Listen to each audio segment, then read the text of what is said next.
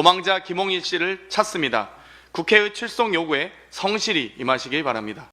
네, 영상부터 보시겠습니다. 자료에는 이제 스마트팜 계획이 나와 있고 하다 보니까 미리 몰고 가는 거죠. 뭐 조사를 갔다 오면은 이게 그거 아니냐. 그런 것 같습니다. 이게 경기도 스마트팜의 뭐 지원 사업이고 이건 경기도를 대납이다. 뭐 이런 부분들에 대해서는 좀 뭐 사실은 저도 회의적이죠. 그런 부분을 들어본 적은 없기 때문에. 검찰 수사 초반에는 쌍방울의 대북 사업을 이용한 주가 조작 질문이 많았습니다.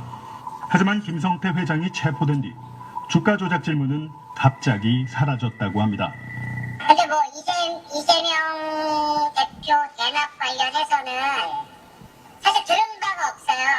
뭐 그분하고 무슨 회사가 뭐 연계고리가 있다 뭐 이런 얘기는 못 들었고.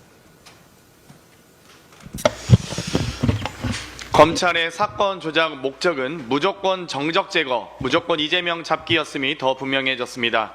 뉴스타파 보도에 따르면 검찰은 중범죄자들에 대한 수사를 내팽개치고 김성태를 잡자마자 근거와 증거도 없이 진실만 맞추면 된다는 추악한 조작질을 시작한 것입니다. 진술만 맞추면 된다는 추악한 조작질을 시작한 것입니다.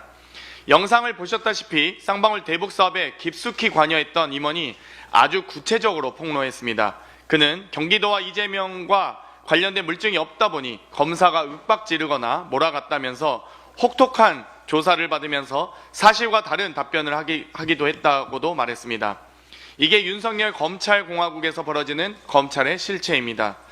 국정원 문건에 등장했던 김한신 남북경협연구소 대표의 증언도 그렇고 쌍방울 임원의 증언도 그렇고 모두 일치합니다. 이 둘 모두 대북 송금 800만 불이 경기도나 이재명과 연관됐다는 건 듣지도 못했고 쌍방울의 주가 조작 목적이라고 분명히 증언하고 있습니다. 사전 모의하고 회유하여 입을 맞춘 진술이 신빙성이 있다고 둔갑해버린 것입니다. 대검은 감찰은커녕 역시나 제 식구 감싸기나 하고 있습니다. 국민을 개, 돼지로 보는 검찰의 버릇이 또 도지는 겁니까? 아직도 정신 못 차리는 검찰에 대해 국민은 묻고 있습니다. 왜 증거도 없이 공소장도 허위로 작성하면서까지 왜 쌍방울의 주가 조작에서 수사 조작으로 뒤바뀐 것인지 국민이 묻고 있습니다. 이제 국회가 국민의 물음에 답하겠습니다. 어제 강백신, 김영철, 박상용, 엄희준 검사의 탄핵안이 발의됐습니다. 이원석 검찰총장은 사법부의 역할을 빼앗아 직접 재판을 하겠다는 것과 같다면서 사법권은 법관으로 구성된 법원에 속한다는 헌법 101조를 위반한 것이라 했습니다. 국회법 130조에 엄연히 있는 국회의 조사와 감사 권한을 헌법을 인용하면서까지 되도 않은 재판으로 둔갑시키고 있습니다. 수사도 조작하더니 이제는 헌법 해석도 조작이 가능하다고 믿으십니까? 더 궁금한 것은 이원석 검찰총장은 식물총장이 된 지 오래인데 김건희 소환은 언제 하는 겁니까? 하긴 하는 겁니까? 피의자 소환조차 못하는 검찰총장이 입이 10개라도 할 말이 없어야 되지 않겠습니까? 이러니 검찰이 김건희 애완견 아니냐는 얘기까지 있을 정도입니다.